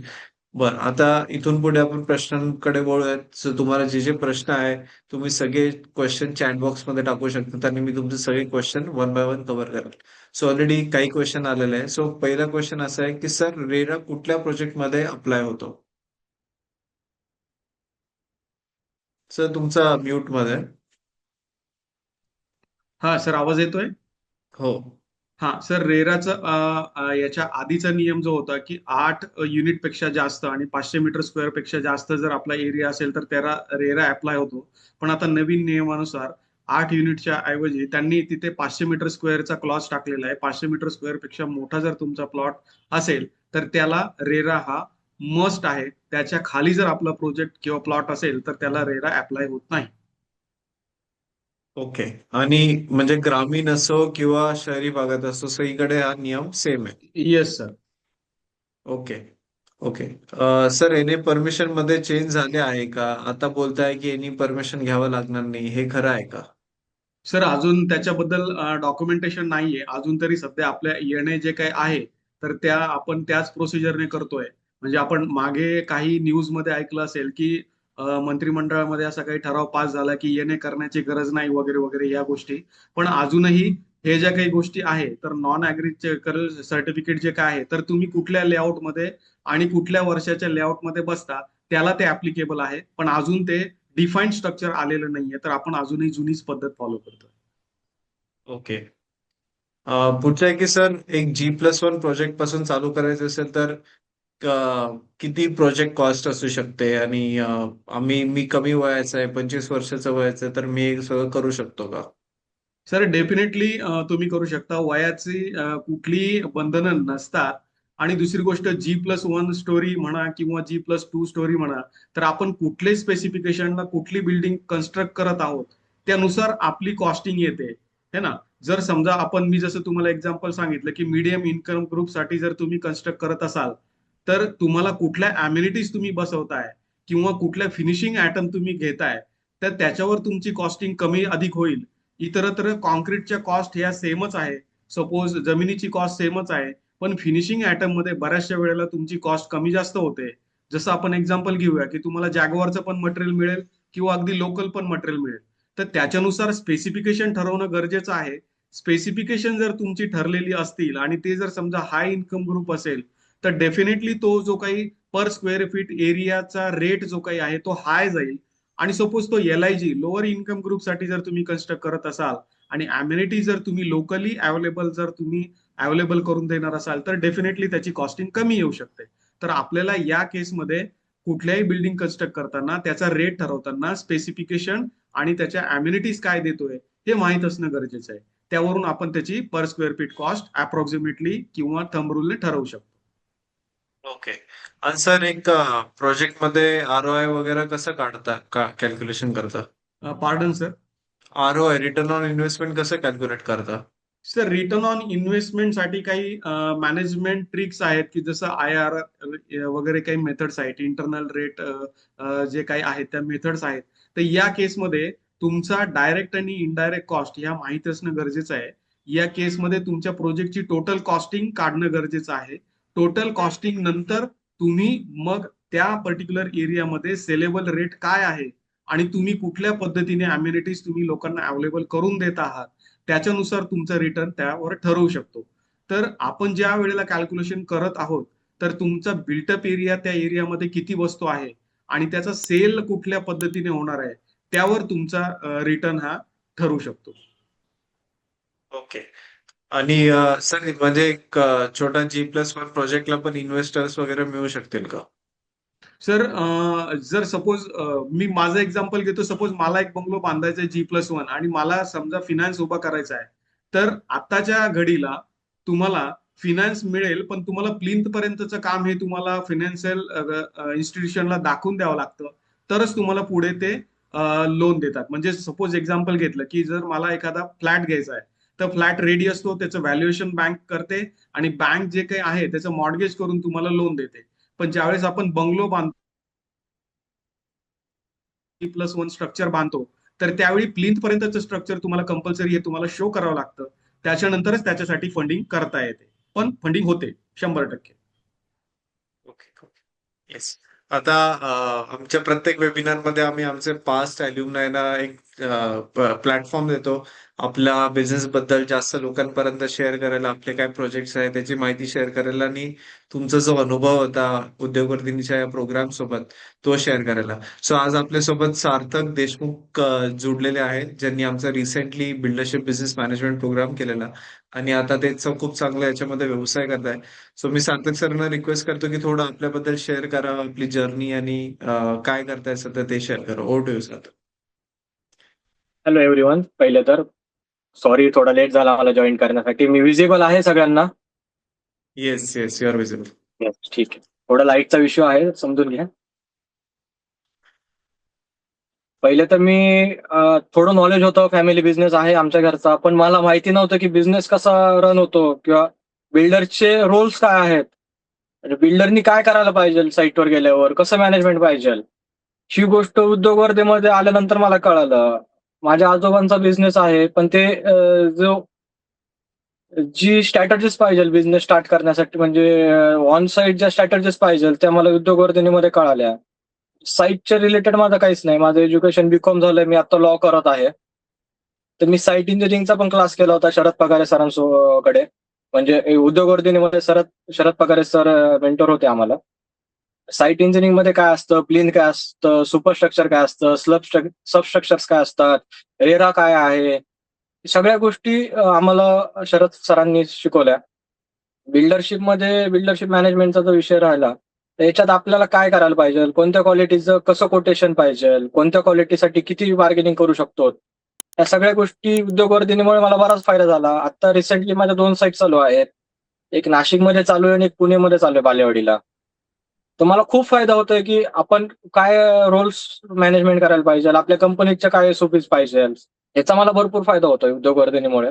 आणि काय साईट चालू आहे तुमच्या, काय प्रोजेक्टची स्केल काय आहे? माझी नाशिकमध्ये मेरी मसरूळला 28 फ्लॅटची साईट चालू आहे रेसिडेन्शियल, आणि पुणे बालेवाडी स्टेडियम मध्ये माझं PWDची महाराष्ट्र ऑलिम्पिकची साईट चालू आहे. 3,50,000 स्क्वेअर फीटची आहे ती. 3,50,000 स्क्वेअर फीटची साईट आहे ती. महाराष्ट्र ऑलिम्पिक भवन आहे ते. मला भरपूर फायदा होतो आणि आपल्याला कळतं की आपण काय करायला पाहिजे, काय केल्यानंतर आपली कॉस्ट कटिंग होऊ शकते. या बऱ्याच गोष्टी मला उद्योगवर्धनेमध्ये जे सर शरद पगारे सर असतील, अजिंक्य सर असतील, लाहोटी सर असतील, लाहोटी सरांनी जे लिगल सांगितलं आम्हाला, त्याच्यात बराच फायदा झाला की आम्हाला काय आपण करायला पाहिजे, लिगल ऍक्शन कशा घ्यायच्या. म्हणजे मला माहिती नव्हतं की रेराला आपण आपल्याकडे पण रेराचे काही आहेत रूल्स आहेत की आपण पण कस्टमरच्या विरोधात काय करू शकतो जर पेमेंट लेट झालं तर. या बऱ्याच गोष्टी मला ह्या क्लास केल्यानंतर कळाल्या.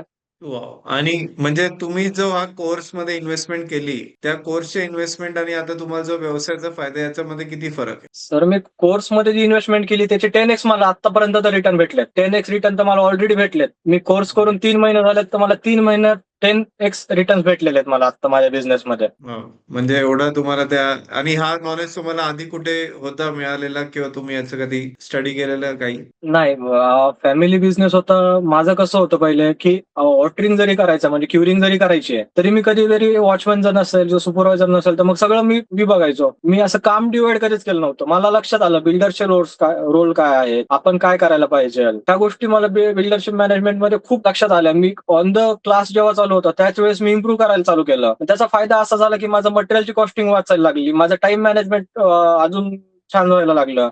ज्या कामासाठी आठवडा लागतो तो काम माझा 4 दिवसात व्हायला लागलं. माझं मॅनेजमेंट स्ट्रॉंग होत चाललंय आता हळूहळू. ग्रेट, ग्रेट सार्थक. खूप सुपर्ब जर्नी आहे आणि इतका चांगला तुम्ही या प्रोग्रामचा बेनिफिट तुम्ही आता करताय, प्रात्यक्षिक करताय.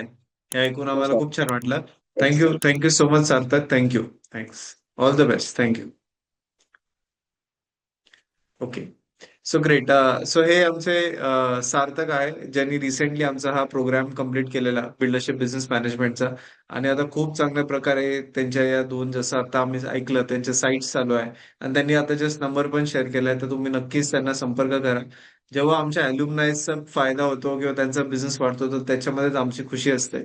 सो नक्कीच तुम्ही त्यांना कॉन्टॅक्ट करू शकता. Thank you Sarthak. Thanks. Okay, will continue with the question. Thank you. Thank you. I will leave. Yes yes. Okay, thanks. Yes, Umesh Chavan, तुमचं काही क्वेश्चन आहे? Yes sir. हॅलो. हा, विचारा. सर एफएसआय चं कॅल्क्युलेट करतो आपण, म्हणजे माझं एफएसआय संदर्भात एक क्वेश्चन होता. तर भरपूर ठिकाणी काय होतं की आपण ऍन्सिलरी प्रीमियम आपण काउंट केला विचारा की तो विचारा, एफएसआय ऐकू जास्त येतं. येतो. आता 9 मीटर रोड आहे सपोज, तर त्याला 2.24 चा एफएसआय मॅक्झिमम अलाउड असतो. आणि भरपूर ठिकाणी असं होतं की तो एफएसआय 2.24 च्या वर जातो. ते कसं पॉसिबल होतं, मला तो एक डाऊट होता.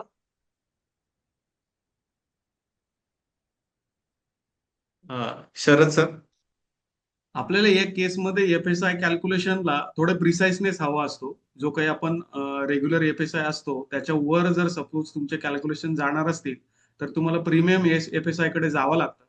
आणि त्याही पुढे जर समजा एफएसआय तुम्हाला कमी पडत असेल तर तुम्ही टीडीआर कडे जाऊ शकता. तर ह्या गोष्टी आहेत की ह्या आपल्याकडे आर्किटेक्ट जे काही कॅल्क्युलेशन्स तुम्हाला करून देतो तर त्याच्यामध्ये तो एफएसआय तुम्हाला बसवून देतो.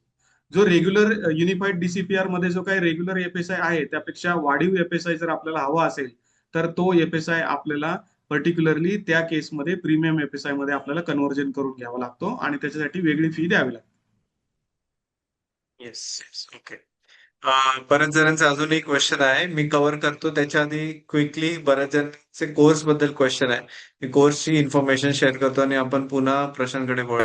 सो आमचा हा जो बिल्डरशिप बिझनेस मॅनेजमेंट प्रोग्राम आहे याचा ड्युरेशन आहे 4 वीक्स, मंडे टू फ्रायडे, असं 4 आठवडे आमचा प्रोग्राम असतो. 30 एप्रिल पासून आमची नवीन बॅच चालू होत आहे. हा प्रोग्राम संपूर्णपणे लाईव्ह ऑनलाईन कंडक्ट केला जाईल आणि आमचे सगळे मेंटॉर्स आहे तुम्हाला इथे येऊन लाईव्ह शिकवणार आहेत आणि संपूर्ण महाराष्ट्रातून वेगवेगळ्या छोट्या छोट्या शहरांमधून असो, मोठ्या शहरांमधून असो याच्यामध्ये जुडतात. बरेचसे एक्झिस्टिंग फॅमिली बिझनेस फॅमिली मधले पण जण असतात, काही फ्रेश ऑन्टरप्रेनर्स असतात, काही कॉलेजचे स्टुडंट असतात जे आमच्या या प्रोग्राम मध्ये सामील होतात. आणि सगळ्यांचं एकच उद्दिष्ट असतं की कन्स्ट्रक्शन सेक्टरमध्ये, रिअल इस्टेट सेक्टरमध्ये स्वतःचा बिझनेस सुरू करायचा आहे. सो या प्रोग्राम मध्ये आमचे बरेचसे बिल्डर्स, रिअल इस्टेट कम्युनिटी मधले लोक तुम्हाला याच्यामध्ये जुडताना दिसतील. तुम्हाला builder, architect, broker, consultant, CA यांच्याकडून तुम्हाला मार्गदर्शन देण्यात येईल. तुम्हाला प्रोजेक्ट फायनान्स कसं सिक्युअर करायचा, आणि स्मॉल प्रोजेक्ट पासून ते मल्टी करोड प्रोजेक्ट पर्यंत कसं जायचं हे पूर्ण तुम्हाला नॉलेज या प्रोग्राम मध्ये मिळणार आहे. या प्रोग्रामचं जर का तुम्ही स्ट्रक्चर बघा तर याच्यामध्ये सगळी गोष्टी कव्हर करतो. सगळ्यात आधी लँड मार्केटचं स्टडी कसं करायचं, साईट सिलेक्शन कशी करायची हे आम्ही याच्यामध्ये शिकवतो. म्हणजे मग लँड मार्केटमध्ये कुठे पोटेन्शियल तुमचं जास्तीत जास्त निघतो, त्याच्यानंतर प्रोजेक्टची वायबिलिटी आणि प्रॉफिटेबिलिटी कशी काढायची, म्हणजे ROI कॅल्क्युलेशन कसं करायचं, प्रॉफिटेबिलिटी कशी काढायची, FSI, FSR, setbacks, coverage, TDR या सगळ्या टर्म्स आम्ही तुम्हाला शिकवतो. त्याच्यानंतर लँड सर्वे अँड डॉक्युमेंटेशन, म्हणजे मग डॉक्युमेंटेशन लँड घेताना काय काय बेसिक डॉक्युमेंटेशन बघितले पाहिजे.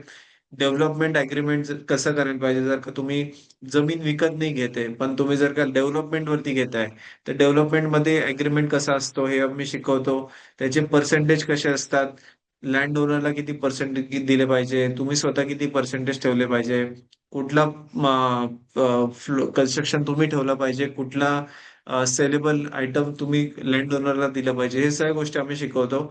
बरेच जणांचे असे प्रश्न आहे की याच्यामध्ये खूप इन्व्हेस्टमेंट लागते का बिझनेस बिल्डरशिप मध्ये. सो याच्यामध्ये पण बरेचसे मार्ग आहे. जर का तुम्ही डेव्हलपमेंट अग्रीमेंटला घेतलं तर तुम्हाला स्वतःच्या खिशामधून काहीच पैसा टाकायचा नाही. आणि रेराच्या नियमामुळे तुम्हाला प्रत्येक स्लॅबमध्ये तुम्हाला पैसे येतात. तुम्हाला जर का चांगला इन्व्हेस्टर तुम्ही सिक्युअर केला तर तुम्हाला स्वतःच्या खिशामधून कुठलाही पैसा न टाकता तुम्ही खूप चांगला याच्यामध्ये फायदा करू शकता. तर आमचे बरेच अल्युमनाय असे आहे की ज्यांनी स्वतःच्या खिशातून न पैसा घेता चांगला प्रोजेक्ट रिपोर्ट बनवला, इन्व्हेस्टर्स घेतले आणि आज चांगल्या स्केलला पोहोचलेले आहे. तुम्हाला मग याच्यामध्ये प्रोजेक्ट चालू करताना काय काय सर्टिफिकेशन आणि अप्रुव्हल्स लागतात हे आम्ही गाईड करतो. रेरा रजिस्ट्रेशनची प्रोसेस किंवा रेरा रजिस्ट्रेशन काय काय कसं करायला पाहिजे हे आम्ही गाईड करतो. मग वेगवेगळे जो तुम्हाला कॉन्ट्रॅक्टर आणि वेंडर मॅनेजमेंट करायचे असतात त्याची प्रोसेस आम्ही शिकवतो. म्हणजे मग सब कॉन्ट्रॅक्टर, मटेरियल सप्लायर कसे शोधायचे, त्यांच्याशी निगोसिएशन कसं करायचं, स्टँडर्ड रेट काय आहे, कोटेशन कसं कंपॅरिझन करायचं हे आम्ही शिकवतो. आणि एक्झिक्युशन कसं करून घ्यायचं, सिक्वेन्सिंग कसं करायचं हे आम्ही शिकवतो. मग एक्झिक्युशन प्लॅनिंग म्हणजे मग कुठल्या स्टेपमध्ये कुठले गोष्टी असल्या पाहिजे, कमीत कमी प्रोजेक्टचा टोटल स्पॅन कमीत कमी कसा केला पाहिजे, म्हणजे जो 2 वर्षाचा प्रोजेक्ट आहे तो तुम्ही 1.5 वर्षात कसं संपवू शकतात. हे गोष्टी आम्ही पूर्ण जर का ते चांगलं प्लॅनिंग असेल तर ते होऊ शकतं. मग रोल अँड रिस्पॉन्सिबिलिटीज कशा, म्हणजे आर्किटेक्टचा काय रोल असतो, इंजिनियरचं काय असतं, अकाउंट्स असेल किंवा मटेरियल सप्लायर्स असेल, प्रत्येकाचे रोल रिस्पॉन्सिबिलिटी कसे डिसाईड करायचे, टीम बिल्डिंग कसं करायचं, एस्टिमेशन आणि बजेटिंग कसं करायला पाहिजे, म्हणजे cost, quality, trade off, break even point analysis, हे सगळ्या गोष्टी आम्ही तुम्हाला शिकवतो. प्रोजेक्टचं ओव्हरऑल एस्टिमेट कसं काढायचं, एक्सेल वरती कसं काढायचं, कॉस्ट आणि क्वालिटी ट्रेड ऑफ कसे काढायचे, ब्रेक इव्हन म्हणजे किती कमीत कमी फ्लॅट विकले तर तुमचा ब्रेक इव्हन येऊन जातो, मग त्याच्यानंतर तुमचं प्रॉफिट राहतो, तर ते कसं कॅल्क्युलेशन करायचं. मग युटिलिटीज काय काय असतात, म्हणजे मग इलेक्ट्रिकल परमिशन असेल, बोरवेल असेल, वॉटरच्या असेल, या सगळ्यांच्या परमिशन कशा काढायच्या, चेकलिस्ट आम्ही तुम्हाला गाईड करतो. त्याच्यानंतर सेल्स इन मार्केटिंग कसं करायचं, प्रोजेक्ट कसा विकायचा, डिजिटल मार्केटिंग असेल किंवा होर्डिंग्स असेल किंवा ब्रोकर थ्रू तुम्हाला विकायचं असेल तर चॅनल पार्टनर अग्रीमेंट कसे असतात, सोल सेलिंग कसं असतं, तर हे सेल्स अँड मार्केटिंग सुद्धा आम्ही याच्यामध्ये तुम्हाला शिकवतो. आणि कम्प्लिशन कसं करायचं, कम्प्लिशन करताना हँड ओव्हर कसं करायचं, अपार्टमेंटचं declaration, deed of apartment, society कशी करून द्यायची, या सगळ्या गोष्टी आम्ही तुम्हाला या प्रोग्राम मध्ये गाईड करतो. पूर्ण हा जो प्रोग्राम आहे आमचा 4 वीक्सचा आहे.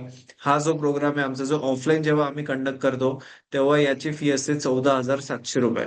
पण आम्ही हा ऑनलाईन कंडक्ट करतोय, आमची ही ऑनलाईनची सेकंड बॅच आहे. त्याच्यामुळे आता या फक्त सेकंड बॅच पुरती आम्ही या कोर्सची जी फी आहे ती फक्त आम्ही ठेवलेली 6,000 रुपये. आमचा हा प्रोग्राम हायब्रिड मोडमध्ये कंडक्ट केला जातो. आमचे ऑफलाईन पण ऑडियन्स असते आणि ऑनलाईन पण ऑडियन्स असेल. तर हे प्रोग्राम हा तुम्हाला 6,000 रुपीज मध्येच कंडक्ट करण्यात तुम्हाला ऑनलाईन मध्ये तुम्हाला मिळेल. ज्यांना ऑफलाईन अटेंड करायचं आहे ते नाशिकमध्ये येऊन ऑफलाईन अटेंड करू शकतात. 30 तारखेपासून दोघांच्या बॅच ऑफलाईन आणि हायब्रिड आणि ऑनलाईन या दोन्ही सोबत चालतात. हायब्रिड मोडमध्ये आमचा पूर्ण सेटअप आहे, याच्यामुळे आम्ही हायब्रिड रित्या याच्यामध्ये गाईड करतो. तर ज्यांना ऑफलाईन अटेंड करायचं जे नाशिकचे आहे ते 14,700 रुपये फी पे करून ऑनलाईन ऑफलाईन अटेंड करू शकतात. आणि जे नाशिकच्या बाहेरचे किंवा कुठल्याही शहरातून असेल तर तुम्हाला फक्त ऑनलाईन साठी ही आमची कारण दुसरी बॅच आहे. कारण तुम्हाला त्याच्यामुळे फक्त 6,000 रुपये मध्ये हा ऑनलाईन ऍडमिशन मिळेल. आणि ते पण फक्त पहिल्या 6 ऍडमिशन साठी. जे पहिले 6 ऍडमिशन आहेत त्यांना 6,000 रुपये मध्ये आहे. त्याच्यानंतर याची फी आमची 9,000 होणार आहे ऑनलाईन प्रोग्रामसाठी. सो जे मेंटॉर्स आहे, लोहाटे सर आहे, अजिंक्य माळवे सर आहे, जे आमचे अल्युमनाय होते. एक टाइमला त्यांनी आमचा कोर्स केलेला बिल्डरशिपचा बरेच वर्ष आधी. त्याच्यानंतर ते स्वतः इतक्या चांगल्या स्केलला पोहोचून गेले की आज वर्षाला 15 ते 20 करोडचे ते प्रोजेक्ट सेल करताय. सो ते पण तुम्हाला इथे ऍज अ मेंटॉर गाईड करणार आहे बिल्डरशिप बिझनेस मॅनेजमेंट बद्दल. क्षितिज दंडकवाल सर आहे, जे रिअल एस्टेटमध्ये कसं विकायचं याच्याबद्दल गाईड करणार आहे. अभिषेक कुलकर्णी जे स्वतः आर्किटेक्ट आहे ते गाईड करणार आहे. आणि शरद पगार सर ज्यांनी आजचा जो वेबिनार कंडक्ट केला हे तुम्हाला सगळं टेक्निकल गोष्टी गाईड करणार आहे. सो असे या प्रोग्राममध्ये सगळे 5 मेंटर्स आहे की जे वेगवेगळे विषय इथे येऊन गाईड करतात. आणि आजच्या वेबिनारचे रेकॉर्डिंग बघायला मिळेल. आणि एक आमची जरूर ही पॉडकास्ट जरूर आहे का, अनिल आहेर सर आमचे जे अल्युमनाय आहे, ज्यांचे आतापर्यंत 50हून अधिक प्रोजेक्ट झालेले आहे. ते नाशिकचे क्रेडाईचे जॉईंट सेक्रेटरी आहे. आणि बरेच त्यांनी म्हणजे खूप मोठ्या स्केलला त्यांचं आज काम आहे. 100 कोटीचे ऑनगोईंग प्रोजेक्ट्स आहे. तर त्यांची जर्नी जरूर ऐका, खूप मोटिवेशन असेल. ज्यांचे काही प्रश्न आहे की मी आता माझं कुठलाही बॅकग्राऊंड नाहीये, काही लोकांचे असे प्रश्न की माझ्याकडे कुठलंही भांडवल नाहीये, तर त्यांनी हा व्हिडिओ नक्की बघायला पाहिजे की कसं तुम्ही तुमच्या स्टेजला हे सर होते किंवा खूपच एकदम माघार किंवा एकदम लो स्टेजला होते, पण तिथून जी त्यांनी भरारी घेतलीये. तर हा व्हिडिओ नक्की जरी तुम्ही बघा. पूर्ण एक तासाचं पूर्ण पॉडकास्ट आहे. याच्यामधून तुम्हाला सगळं एक ओव्हरऑल कळेल की त्यांनी हा जर्नी कशी घेतली. हा मी व्हिडिओची लिंक पाहिजे तर तुम्हाला चॅट बॉक्सवरती टाकतो. पण ही व्हिडिओ तुम्ही नक्की जरूर बघा. सो ही लिंक पाठवतो. हा कोर्स नंतर तुम्हाला सर्टिफिकेट देण्यात येईल, ज्याचं तुम्हाला प्रोजेक्ट लोन मध्ये, सँक्शनिंग मध्ये बऱ्याच ठिकाणी तुम्हाला याचा फायदा मिळेल. तुम्हाला एक कम्युनिटी मिळेल. आणि हे आमचे काही फीडबॅक्स आहेत, तुम्ही नक्की यांचे फीडबॅक्स बघू शकतात. आणि हा आमचा जो माळवे सरांचा आहे एक शॉर्ट. मैं एक्चुअली एक आईटी इंजीनियर हूँ, 2020 पास आउट। उसके बाद मैंने आईटी में 2-3 साल काम किया और जब मुझे ऐसा लगा कि अभी मुझे बिल्डरशिप शुरू करना है, तभी मैंने उद्योग वर्धनी के कोर्सेस एक्सप्लोर किए और फर्स्ट टाइम मुझे इतना अच्छा कोर्स मिला जहाँ पर एंड टू एंड पूरा कवर होता है, not just theoretically but also practically, site visits वगैरह सब आपको जगह पर लेके जाके दिखाना, सिखाना। और ये जो कोर्स का फीस है तब मुझे ऐसा लगा था वो लगभग कंपेरेबल भी नहीं है जितना हमको सीखने को मिला है कोर्स में से। सो मैंने कोर्स किया, उसके बाद फर्स्ट ऑफ ऑल फंडिंग के इश्यूज थे मेरे, वो सॉल्व हुए। जो execution, project execution, planning, budgeting के इश्यूज थे वो सॉल्व हुए मेरे। और अभी ऑनगोइंग मेरे लगभग 5 से 6 साइट चल रहे हैं, उसमें से कुछ रीडेवलपमेंट के ओन्ड है और डेवलपमेंट के भी है एक। और अभी रिसेंटली हमने प्रीमियम विलास में काम करना शुरू किया है। अभी लास्ट ईयर मतलब जब मैंने कोर्स ज्वाइन किया उस वक्त हम एक टाइम पे एक बिल्डिंग करते थे। और रिसेंटली जैसे जैसे मैं एक्सप्लोर करते गया, मुझे कम्युनिटी मिला उद्योग वर्धनी में, उससे मुझे पता चला कि और क्या कर सकते हैं हम इस फील्ड में। तो हमने पार्टनर्स, इन्वेस्टर्स ऑन बोर्ड किया, क्योंकि खुद का फंडिंग इतना हम लगा नहीं सकते, सबके पास उतना फंडिंग रेडीली अवेलेबल नहीं होता। तो वो फंडिंग कैसे लाना है, वो फंडिंग का इस्तेमाल कैसे करना है, इन्वेस्टर्स कैसे ढूंढने हैं, वो सब सीखना हमने यहाँ से सीखा है। उसके बाद अभी मैं करंटली रो हाउसेस में, फ्लैट्स में, रेसिडेंशियल, कमर्शियल में सभी प्रोजेक्ट्स कर रहा हूँ। और जैसे श्रीराम सर बोले या फिर पगार सर बोले कि बिल्डरशिप एक कभी बहुत अच्छा फील्ड है एंट्री करने के लिए। और मैं अभी फिलहाल नासिक में इन्वेस्टमेंट कर रहा हूँ, पर नासिक जैसे और लगभग 100 टियर 1, टियर 2 सिटीज नए डेवलप हो रहे हैं इंडिया में, जहाँ पर आप रेडिली डेवलपमेंट कर सकते हैं, जहाँ पर आपको डिमांड बहुत ज्यादा है, सेल्स उसके हिसाब से बहुत कम है।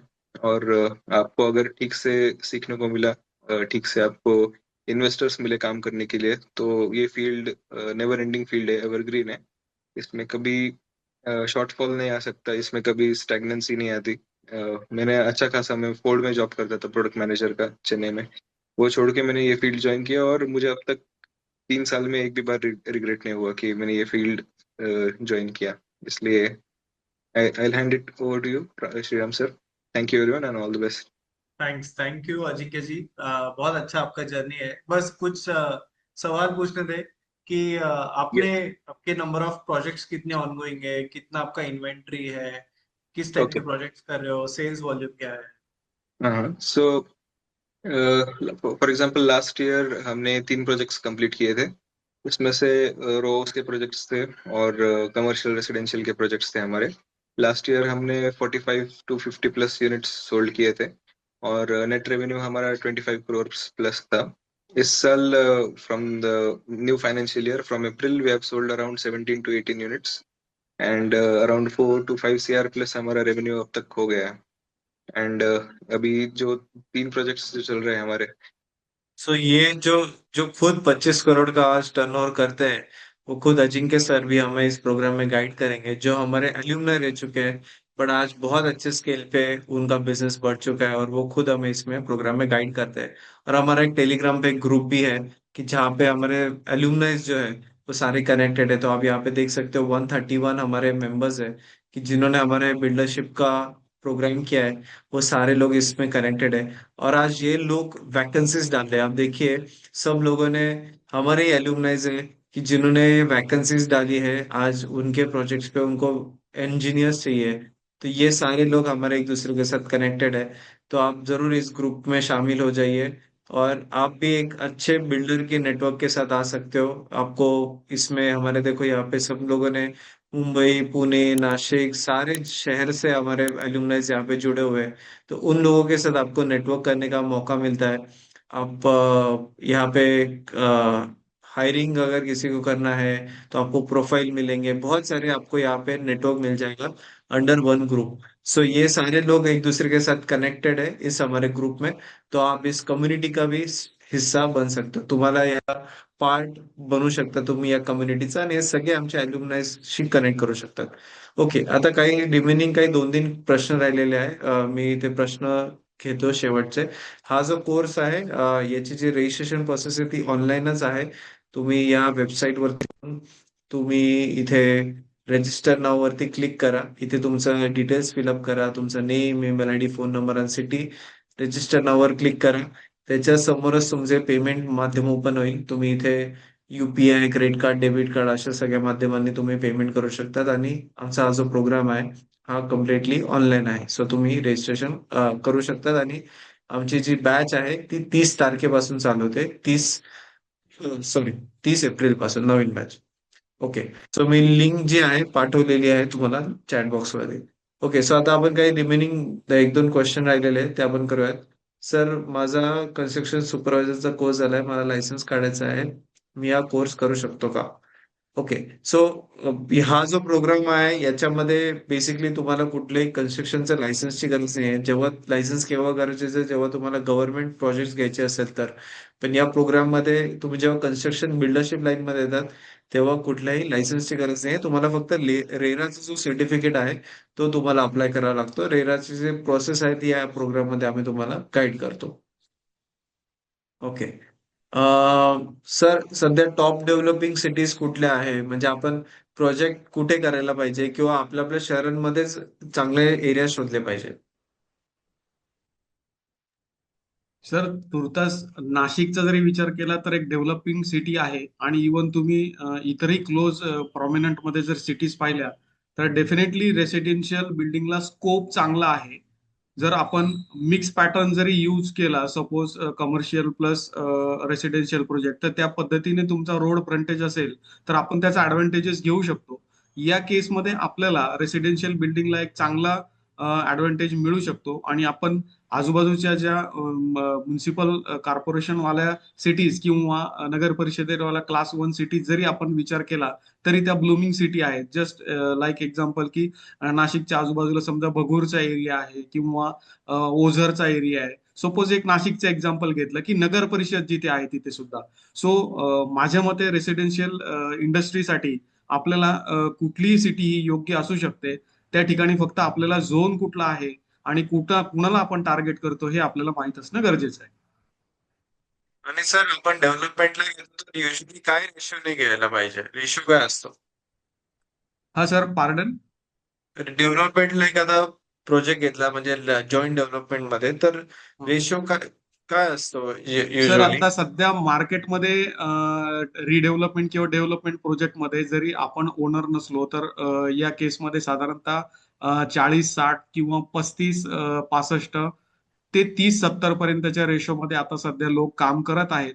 ज्या पद्धतीने इन्व्हेस्टमेंट आहे किंवा ज्यांची जमीन आहे त्या केसमध्ये तुम्ही निगोशिएटर कुठल्या पद्धतीने चांगलं निगोशिएट करतात त्यांच्यासोबत आणि तुम्ही अग्रीमेंट करता त्यावर काही गोष्टी डिपेंड आहेत. पण सरासरी 65 ते 35% आजूबाजूला आपला रेशो चालू आहे. ठीक आहे. येस. सो आय थिंक आपण सगळे प्रश्न कव्हर केलेले आहेत. सो हा जो प्रोग्राम आहे 30 एप्रिल पासून चालू होत आहे आणि या प्रोग्रामचं ड्युरेशन आहे 4 वीक्स. हा प्रोग्राम तुम्ही ऑनलाईन पूर्णपणे अटेंड करू शकता. 30 एप्रिल पासून आमची बॅच चालू होते नवीन. आणि जे नाशिकमध्ये आहे किंवा ज्यांना ऑफलाईन अटेंड करायचं असेल ते ऑफलाईन पण येऊ शकतील. बेसिकली हा प्रोग्राम हायब्रिडद्वारे आम्ही कंडक्ट करतो आणि आमचे ऑफलाईन पार्टिसिपंटला फीज असेल 14,700 आणि जे लोक ऑनलाईन अटेंड करू शकतात सेम कोर्स कंटेंट आहे सगळा आणि सेम टाइमलाच म्हणजे बेसिकली हायब्रिड मार्गाने आम्ही हा कंडक्ट करतो. तर ऑनलाईन वाल्यांसाठी याची फीज आहे फक्त 6,000 रुपये आणि ती पण आमची याची दुसरी बॅच आहे आणि ती फक्त पहिल्या 6 पार्टिसिपंटसाठी आहे. सो जे पहिले 6 पार्टिसिपंट रजिस्टर करतील आमच्या या ऑनलाईन प्रोग्रामला त्यांनाच या 6,000 फीज मध्ये हा कोर्स रजिस्ट्रेशन ही जी फीज आहे ती आम्ही ऑफर करणार आहोत. आणि आता जस्ट एक रजिस्ट्रेशन आम्हाला आलं आहे डी व्ही पुंगारकर नाशिकमधून आज आहे बिल्डरशिप बिझनेस मॅनेजमेंटसाठी. सो त्यांनी जस्ट आता 1 मिनिट आधी रजिस्ट्रेशन केलेलं आहे. सो आता ही जी फीज आहे 6,000ची ती फक्त आता रिमेनिंग जे 5 ऍडमिशन असेल त्यांच्यासाठी ऍप्लिकेबल असेल.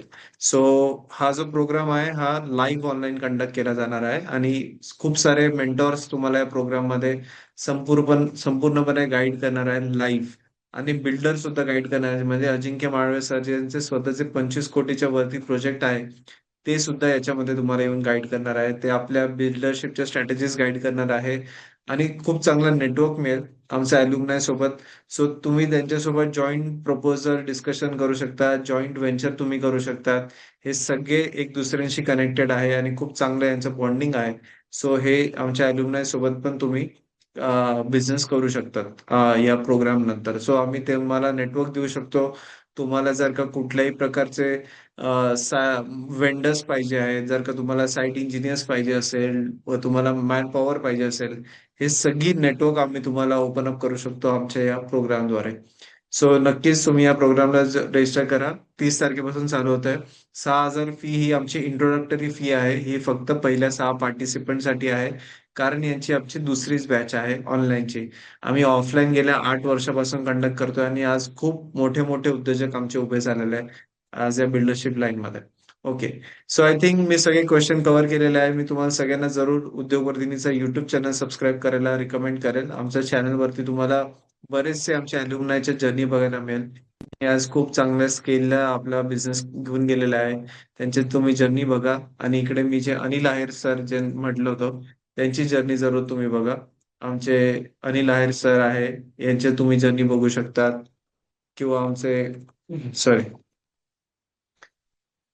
ही आमच्या अनिल आहेर सरांची पॉडकास्ट आहे पूर्ण 48 मिनिटाची. ती ही जर्नी जरूर बघा. आता इथे बघा त्यांनी कसे 200 कोटीवरती आज त्यांचा व्यवसाय वाढलेला आहे. मीच त्यांचा पॉडकास्ट शूट केला होता. अभी आपका जो लेटेस्ट प्रोजेक्ट है जो मुझे अभी पता चला कि 200 करोड़ का आप प्रोजेक्ट कर रहे हो एंड 200 फ्लैट्स से ज्यादा बड़ा स्कीम है, ये पूरा आप नहीं बताइए. अगर आप अच्छा काम करते हो, अच्छा सोचते हो, वो बोलते हैं ना, सब कस्टमर भी कायनात ट्रस्ट करता है. पीछे लग जाती है आपको राइट. सक्सेस करने के लिए. तो मुझे वो फील हुआ, हम अगर कस्टमर को क्वालिटी देते हैं तो ये बिजनेस में 100% अच्छे लेवल से कर पाता हूँ. तो मैंने quality, trust and commitment company के टैगलाइन बना दी. उस टाइम मैंने 14 फ्लैट्स का शुरुआत की थी. आज जो द बेस्ट मेरा प्रोजेक्ट है वहाँ पे 200 यूनिट्स है. वो 2.5 लाख स्क्वायर फीट का प्रोजेक्ट मैंने 2 साल में कंप्लीट किया. उसके बाद मैंने अपना प्रोजेक्ट चालू कर दिया. लेकिन जो एरिया है उससे डबल है. वो 2.5 लाख था, ये 3.5-4 लाख से भी बढ़ा. सो हे आमचे अल्युमनाय आहे. यांची जर्नी तुम्ही जरूर बघा. खूप इन्स्पायरिंग जर्नी आहे. तुम्ही त्यांची जर्नीने पण मोटिवेट व्हाल आणि या बिझनेसमध्ये तुम्ही जरूर याल. आम्ही हेच चाहतो की तुमचा पण हा एक तुमचा जो पण ड्रीम आहे कन्स्ट्रक्शन सेक्टरमध्ये येण्याचा तो पूर्ण व्हावा आणि एक तुमचे जर का मोठे गोल्स असतील फक्त स्वतःसाठी घर नाही घेण्याचं, पण लोकांना जर का घर देण्याचं तुमचे स्वप्न असेल तर या प्रोग्रामने तुमचे सगळे पूर्ण होऊ शकतील आणि खूप चांगल्या स्केलला तुम्ही पोहोचू शकतात. आता जस्ट अजून एक रजिस्ट्रेशन आलेलं आहे नांदेडवरून. सो त्यांचं पण स्वागत करतो. शरद भावरे सर, त्यांनी जस्ट आता रजिस्टर केलेलं आहे. तुम्ही इथे टाइम बघू शकता. तर त्यांचं नांदेडवरून आता कोर रजिस्ट्रेशन आलंय. तर आता ही जी ऑफर आहे ती फक्त रिमेनिंग पार्टिसिपंटसाठी आहे, की ज्यांना हा प्रोग्राम आम्ही फक्त 6,000 मध्ये ऑफर करतोय. त्याच्यानंतर या प्रोग्रामची फीस 9,000 होणार आहे. आणि तुम्ही ऑफलाईन तुम्हाला अटेंड करायचं असेल, जर का तुम्ही नाशिकवरून अटेंड करणार आहात ऑफलाईन, तर तुम्हाला हा प्रोग्राम, सेम प्रोग्राम 14,700 ला तुम्हाला अटेंड करता येईल. सो आय थिंक इथे आपण आजच्या वेबिनारला थांबूयात. Thank you so much Sharad sir for wonderful guidance. Thank you all participants for joining us live आणि तुमचे प्रश्न विचारल्याबद्दल. आणि आमचे अल्युमनाय आज जे जुडले ते सार्थक, त्यांचा पण धन्यवाद करतो. तुम्ही जरूर त्यांना पण कॉन्टॅक्ट करा. त्यांनी नंबर ऑलरेडी चॅट बॉक्सवरती टाकलेला आहे. जर का नाशिक पुणेमध्ये कोणाला काम करायचं असेल तर तुम्ही जॉईंटली त्यांच्यासोबत पण काम करू शकता. आणि असंच तुम्हाला मोठा नेटवर्क स्वतःचा बिल्ड करायचा असेल तर आमच्या या प्रोग्राम मध्ये जुडा.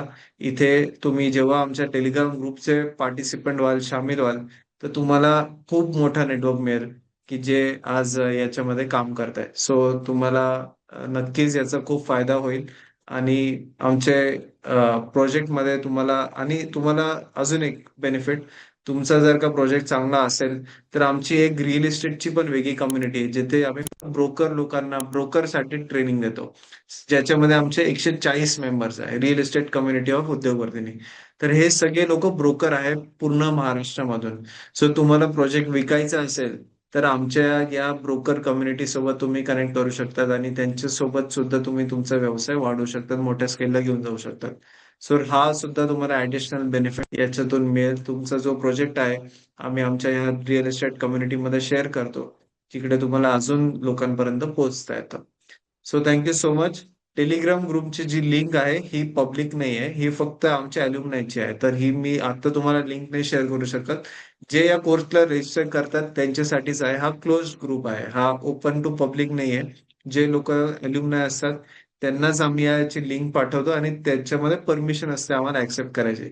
सो आम्ही प्रत्येक ऍडमिशन टू ऍडमिशन व्हेरीफाय करूनच घेतो. सो सगळे लोक एकमेकांना ट्रस्ट करतात आणि एकदम फिल्टर्ड कम्युनिटी आहे. सगळे लोक ट्रेंड आहे, ज्यांनी ट्रेनिंग घेतलेलं आहे तेच या ग्रुपमध्ये पार्टिसिपेट होतात. सो त्याच्यामुळे तुम्हाला या ग्रुपचं सामील व्हायचं असेल तर तुम्हाला जे जे पार्टिसिपंट असतात कोर्सचे ते याचे मेंबर बनतात. आणि प्रत्येक कोर्सची आमची वेगळी कम्युनिटी आहे.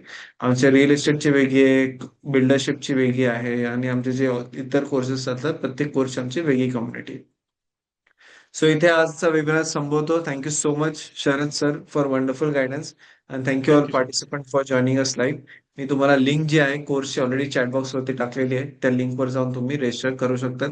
आता फक्त 4 सीट्स राहिले आहेत की जे या इंट्रोडक्टरी 6,000 फीज मध्ये रजिस्टर करू शकतील. त्याच्यानंतर याची जी फीज आहे ती 9,000 अपडेट होऊन जाईल वेबसाईटवरती. So thank you so much and have a good night everyone. Thank you. Bye. Good night sir. Thank you. Thank you. Good night sir.